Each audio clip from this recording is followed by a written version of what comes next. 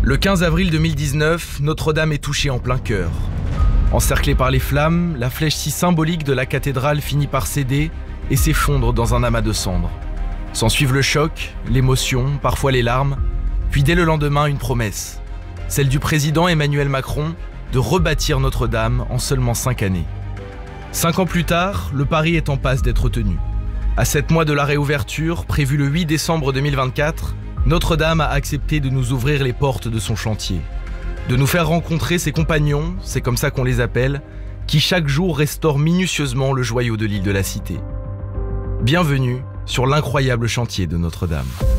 Le grand défi de Notre-Dame, un podcast européen. 1-2, test, 1-2. Bon bah ça y est, on y est. Dans les coulisses de la restauration. Au pied du chantier. Antoine Bienvaux. Alors j'ai dû me changer entièrement, donc ils m'ont donné un casque, une combinaison, des bottes évidemment pour éviter de glisser, puis même des sous-vêtements, donc il y a tout un protocole à respecter. Je viens de me changer, j'ai laissé tous mes vêtements au vestiaire et on va pouvoir aller monter au sommet de ce chantier qui a l'air très haut vu d'ici. C'est parti, on monte sur le toit de la cathédrale de Notre-Dame. Alors l'ascenseur fait beaucoup de bruit, mais il nous emmène vraiment très haut et en face on commence à apercevoir le Panthéon, la tour Montparnasse, la tour Eiffel, tout Paris.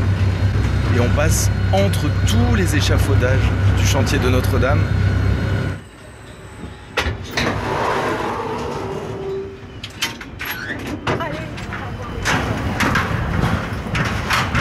Premier pas sur les échafaudages, on est au pied de la flèche de Notre-Dame qui est magnifique.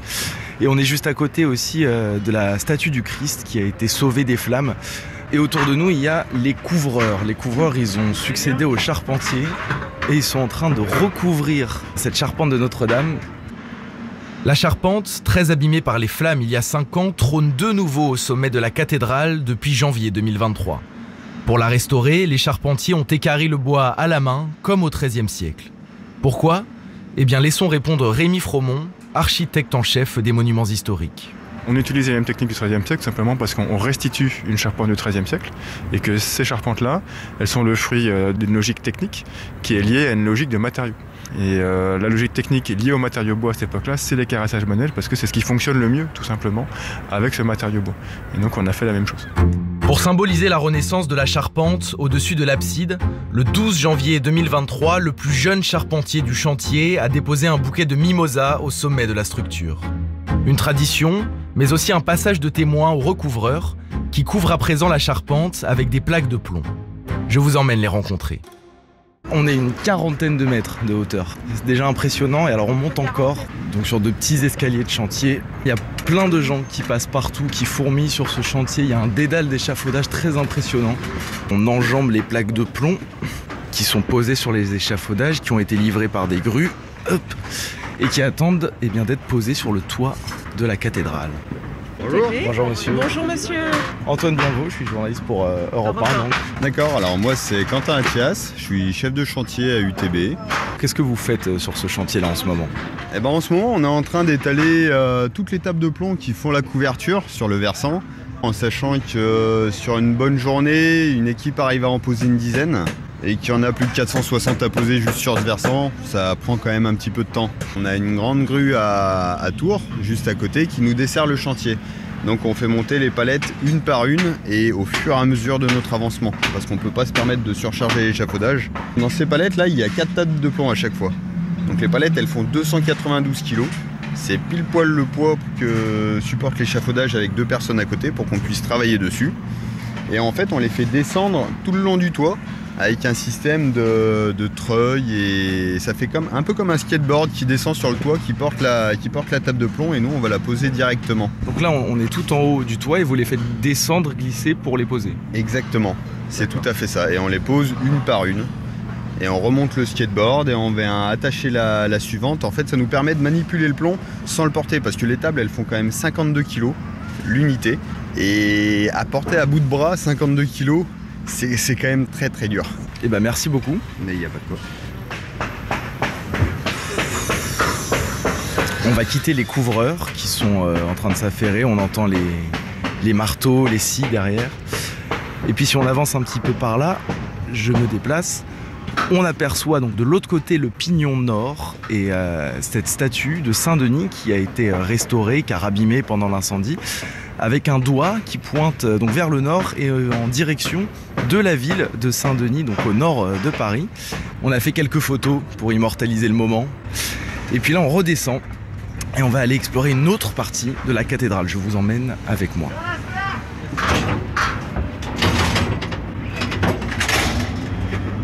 Donc on reprend cet ascenseur pour redescendre en bas sur la base du chantier. Cet ascenseur, pour vous décrire, il est situé le long de cette immense grue jaune qu'on voit à côté de Notre-Dame depuis plusieurs mois maintenant, qui est l'une des plus grandes grues d'Europe.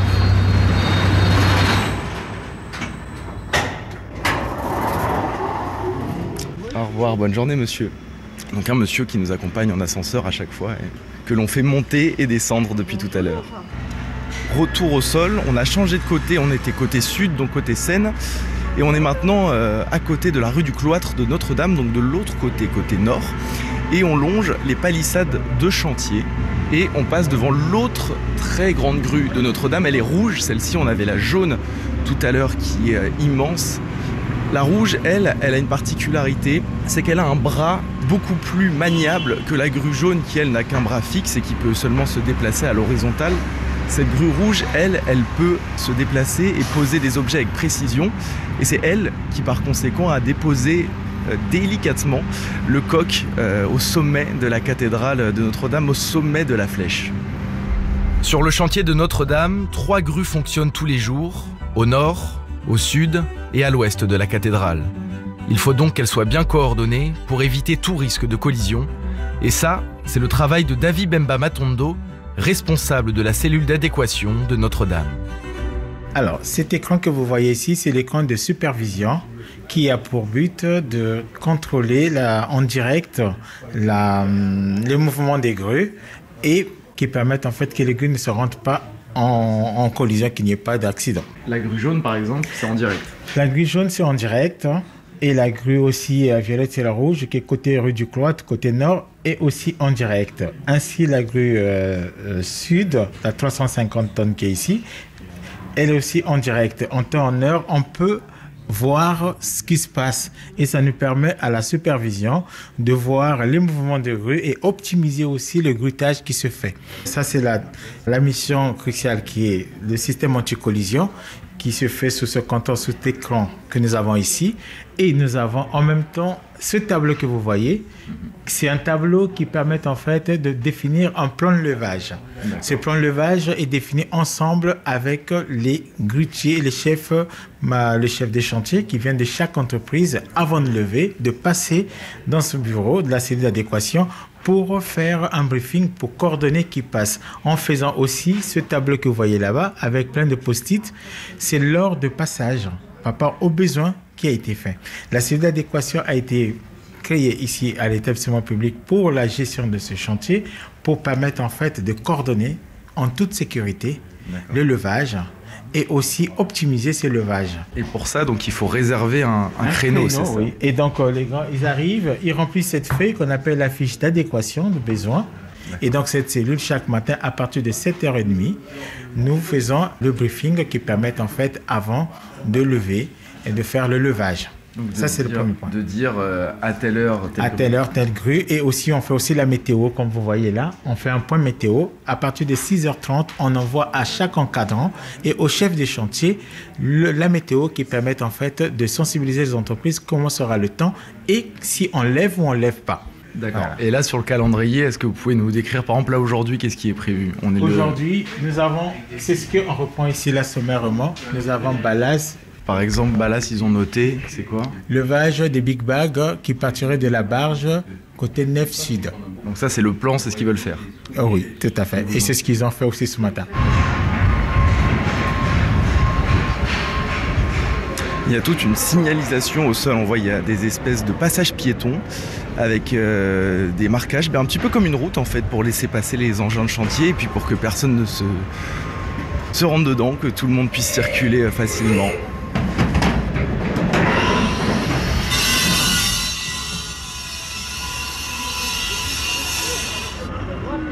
Alors je vous explique la scène assez marrante. Il y a un camion qui rentre, donc un camion blanc comme on peut en voir tous les jours. Et il y a devant plein de touristes qui sont en train de le prendre en photo. Donc rien qu'un camion blanc qui rentre dans Notre-Dame, ça attire la curiosité des touristes. Vraiment un groupe de 15-20 personnes. On a fait tout le tour de la cathédrale, donc on était côté sud, derrière la cathédrale de Notre-Dame quand on la regarde depuis le parvis. On est passé par le côté nord et là ça y est, on est sur le parvis et on est à côté de la halle des sculptures. Alors la halle des sculptures, elle a servi pendant de longs mois pour laisser travailler les sculpteurs qui ont pu travailler tous ensemble ici pour restituer les œuvres de Notre-Dame. Et maintenant, eh bien, le travail est quasiment fini, les derniers détails se règlent dans les ateliers et cette immense halle, eh bien, elle est en cours de démontage. Alors là, grand moment, on va avoir le privilège de pouvoir rentrer dans la cathédrale de Notre-Dame. On y entre à l'instant, elle est protégée par un petit rideau, tadam, on y est. Alors il y a encore beaucoup d'échafaudage et on vous emmène visiter l'intérieur de cette cathédrale. Donc là, on vient de rentrer dans Notre-Dame, c'est très impressionnant. Et on se situe juste en dessous de la tribune de l'orgue. Donc quand on rentre dans cette cathédrale, elle est juste au-dessus de nos têtes. On aperçoit l'orgue qui lui a été préservé des flammes miraculeusement, grâce aux pompiers aussi qui ont eu la présence d'esprit de ne pas l'arroser. En revanche, il a pris la poussière et donc il a dû être démonté intégralement. 8000 tuyaux qui ont dû être démontés intégralement pour être nettoyés et réinstallés à la tribune de l'orgue. Derrière l'orgue, on voit donc la rose occidentale que l'on voit sur la façade de Notre-Dame, l'une des 3 roses de Notre-Dame, qui a été elle aussi dépoussiérée, restaurée et qui brille maintenant, on la voit, elle est très impressionnante avec ce bleu roi qui trône derrière l'orgue de Notre-Dame. Bonjour Antoine, enchanté. Moi c'est Luis Pires, j'ai 26 ans, je suis apprenti ébéniste et je travaille ici sur le chantier de Notre-Dame. D'accord. Alors qu'est-ce que vous faites concrètement aujourd'hui par exemple ces derniers jours sur Notre-Dame ? Nous aujourd'hui on restaure les stalles, c'est la rangée de sièges qui se trouve devant le grand hôtel avec les panneaux sculptés et l'orgue de chœur qui sont juste derrière nous. Et du coup ça fait quelques mois maintenant qu'on restaure parce que c'est un travail assez conséquent. Les stalles, elles ont été sauvées des flammes ou est-ce que vous les avez entièrement restaurées ? Alors elles ont été un petit peu impactées par... elles ont même été impactées par les flammes parce que en gros la flèche elle s'élève au niveau du chœur. Donc les stalles elles étaient très très proches de l'incendie. Et d'ailleurs, quand vous voyez les photos juste après l'incendie, avec tous les débris, les morceaux cramés, etc., c'est vraiment juste à côté des stalles. Donc elles ont été exposées. Maintenant, la restauration qu'on fait, c'est pas uniquement dû à l'incendie. Les stalles, elles ont été très peu restaurées historiquement. Donc il y avait aussi des morceaux qui étaient abîmés, cassés, manquants par l'usure du temps, quoi. Et votre travail, ça consiste en quoi justement ? Quand vous dites on restaure ces stalles, le bois, en quoi ça consiste pour expliquer à nos auditeurs, en termes pas trop techniques, si c'est possible ? Alors au début, il y a une première grande phase de nettoyage et de cuivrage de toute la zone, parce qu'il y avait des parties des stalles qui étaient vraiment noires, carbonisées, etc. Ensuite, on a récolté tous les morceaux qu'on a pu retrouver. Et du coup, le gros du boulot, ça a été de remplacer ou de recoller chaque morceau qui était cassé, abîmé, manquant, etc. Soit par des greffes de nouveaux bois neufs qu'on vient coller sur les panneaux initiaux. Et ensuite, on a un vernisseur et un sculpteur qui viennent redonner la forme initiale aux morceaux qu'on restaure. Mais nous, notre but final, c'est que les stalles ressemblent qu'elles se rapprochent le plus possible de l'état d'antan. Et travailler sur le chantier de Notre-Dame, qu'est-ce que ça vous fait ? C'est quand même un des plus beaux chantiers, le plus grand chantier peut-être du XXIe siècle. Alors déjà, c'est un chantier qui est unique, qui ressemblera forcément jamais à aucun autre, puisqu'on est à Notre-Dame. Mais au-delà de ça, je pense que dernièrement, là, on commence à se rendre compte que ce chantier il compte aussi pour les Parisiens, les Français. Les gens qui sont tout autour peut-être aussi. Aussi, ouais, les passants, les touristes, que dès qu'on sort, y a un amas de monde, même sur le parvis, on le voit tous les jours. Et du coup, on sent que en fait, on participe à quelque chose d'assez historique et d'assez unique.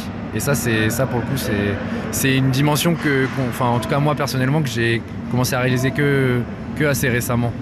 D'accord. Eh ben merci beaucoup. C'est moi. Oui. Merci beaucoup. On vous laisse retourner travailler. Bonne visite, profitez. Merci beaucoup. Donc on est sur le bras sud de Notre-Dame à présent et on a ces vitraux qui sont magnifiques et qui ont été nettoyés à la perfection, qui laissent maintenant passer le jour. Avec aussi toutes ces sculptures, ces éléments sur les murs qui ont été blondis, nettoyés et qui donnent l'impression qu'en fait rien ne s'est passé dans Notre-Dame. C'est assez incroyable. On va aller voir Olivia Salin, restauratrice de pierre. Bonjour Olivia, est-ce que je peux vous demander, comme je demande à tout le monde, votre rôle ici à Notre-Dame? Alors actuellement, nous restaurons tous les marbres du chœur de la cathédrale. D'accord. Donc c'est ce que vous êtes en train de faire là, vous pouvez me décrire un petit peu ce que vous faites en ce moment? Donc actuellement, je suis sur une phase de nettoyage de tous les marbres du chœur. Donc on voit ici qu'on a désentoilé toutes les zones qu'il avait été pour protéger le chœur pendant la première phase de travaux. Donc actuellement, nous faisons un nettoyage complet de tous les éléments. On est vraiment sur la partie la plus ouvragée dans l'ensemble du chœur.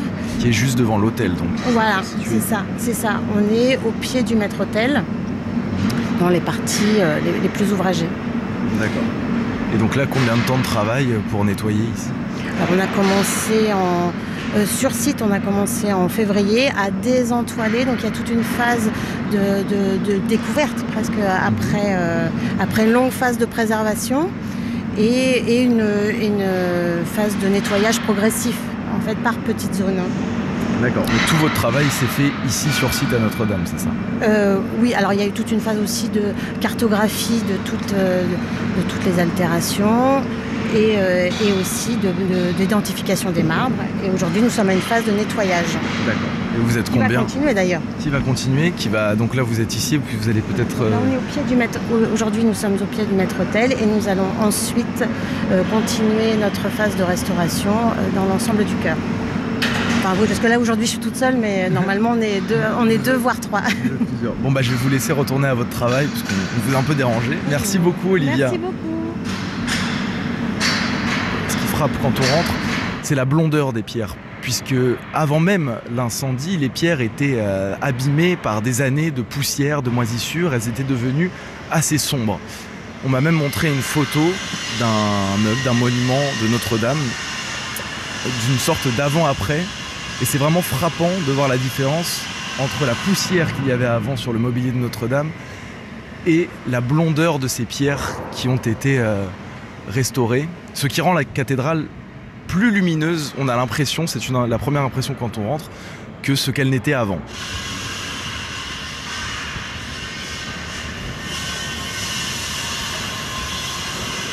On vient de ressortir du chœur, on va maintenant vous emmener dans la chapelle Notre-Dame des Sept Douleurs. Je vous y emmène. Et bonjour. Bonjour. Est-ce que je peux prendre votre nom s'il vous plaît? Oui, je m'appelle Marie Parent. D'accord. Alors expliquez-moi votre rôle ici à Notre-Dame. Alors, donc je suis restauratrice de peinture murale et je suis responsable d'un groupement de 15 restauratrices de peinture murale. Alors nous sommes dans la chapelle axiale. C'est la chapelle qui est dans l'axe de la cathédrale et nous sommes dans la chapelle des Notre-Dame des Sept Douleurs, donc qui est une chapelle triple. Vous voyez, vous avez 3 baies de vitraux là. Vous imaginez une chapelle triple avec un chœur, un autel au-dessus décoré par Viollet-le-Duc. Vous voyez en partie basse, il y a un jeu de rose de couleur rose avec un fond vert un peu pastel. Et ensuite, vous avez une sculpture qui a été peinte couleur pierre avec un fond doré. Donc c'est une des chapelles les plus précieuses parce que c'est la chapelle axiale. Donc c'est des décors qui ont été dessinés, la gamme de couleurs a été dessinée et décidée par Viollet-le-Duc. Donc vous avez 3 de mes collègues là qui sont en train de faire des retouches de couleurs. Donc elles ont une palette avec des gammes de couleurs. Donc c'est au pinceau, c'est ça? Alors là, c'est la phase finale. Donc l'enduit a été consolidé, la peinture a été refixée, la couche picturale a été nettoyée. On a mis des enduits là où il y avait des lacunes. Et maintenant, c'est la partie la plus gratifiante parce que tous les petits points blancs ont met une petite couleur dessus et on obtient l'aspect définitif de la restauration.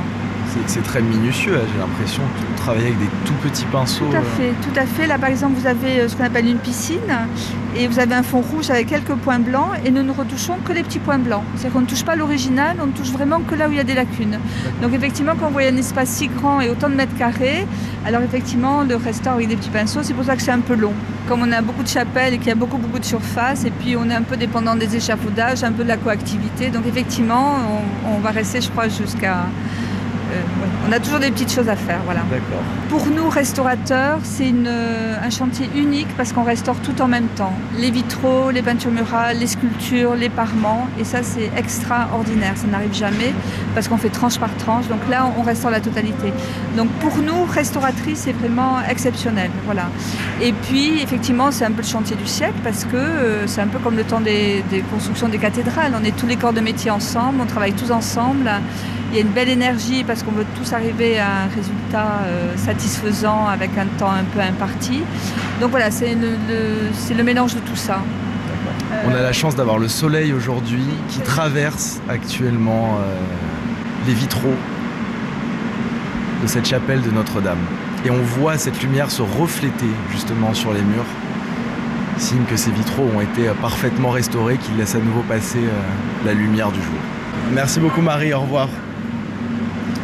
On rentre dans une autre chapelle, la chapelle Saint-Marcel. Alors comme tout à l'heure, il faut passer une bâche, puisque ces chapelles sont protégées par de grandes bâches. Et on va donc rencontrer une restauratrice de sculpture. Je vous emmène.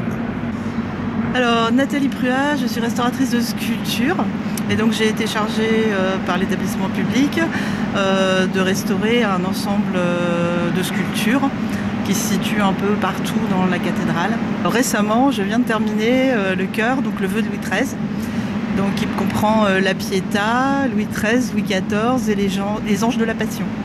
Comment on restaure le vœu de Louis XIII? Comment vous y êtes pris techniquement? Racontez-nous. Alors le vœu de Louis XIII, donc en fait je l'avais déjà restauré 4 mois avant l'incendie. Donc en fait il était déjà, on va dire, nettoyé. Par contre il avait repris beaucoup de poussière, donc dû à l'incendie, et en plus une énorme coulure de plomb donc, qui était tombée et qui avait rejailli en fait sur le dessous des membres du Christ, de la Vierge, voilà. Sur le manteau, un peu partout. En fait, on a appliqué le même protocole, donc un dépoussiérage, déplombage, ensuite un nettoyage, donc assez léger selon le cas, on va dire, à la vapeur d'eau, et puis pour enlever certaines taches ou autres, on a utilisé des solvants seuls ou en mélange. Une fois le nettoyage terminé, avant mise en cire, donc sur tous les monuments en marbre ou en pierre, dépourvus de polychromie et de dorure, des tests lingettes sont effectués afin de savoir si le taux de plomb est acceptable ou pas. Donc là, je suis en attente pour celui-ci, pour ce monument-là, des résultats. C'est quoi comme c'est Monseigneur de Quélen. D'accord. Voilà. Et donc j'attends les résultats pour le mettre en cire. Donc un peu partout, au fur et à mesure des résultats, je mets en cire derrière, donc en cire de protection. Donc en fait, vous finissez votre travail, vous demandez l'autorisation à ce qu'un test de plomb soit fait, c'est ça? Voilà, totalement, pour qu'on puisse réouvrir au public en pleine sécurité. Et une fois que le test est valide, vous pouvez mettre la cire? Voilà, totalement. D'accord, j'ai compris. Merci beaucoup Nathalie. On vous laisse travailler, pardon. Et on repasse sous la bâche pour sortir de la chapelle Saint-Marcel et revenir encore une fois dans le cœur de Notre-Dame où va s'achever notre visite. Donc on va quitter la cathédrale à présent, on refait une dernière fois le tour du chœur qui est bâché entièrement pour protéger ce mobilier des travaux puisqu'il y a encore pas mal d'échafaudage, même s'il y en a évidemment moins qu'au début de la restauration. Il y a encore du travail à faire et il sera fait avant le 8 décembre pour la réouverture. On retrouve la lumière, on ressort du chantier par le côté sud de la cathédrale, côté Seine. Et on revient au point de départ, donc à côté de cet ascenseur qu'on a emprunté tout au début, de cette immense grue jaune. Et on arrive à la sortie du chantier. Alors là, il va bien falloir que je respecte le protocole.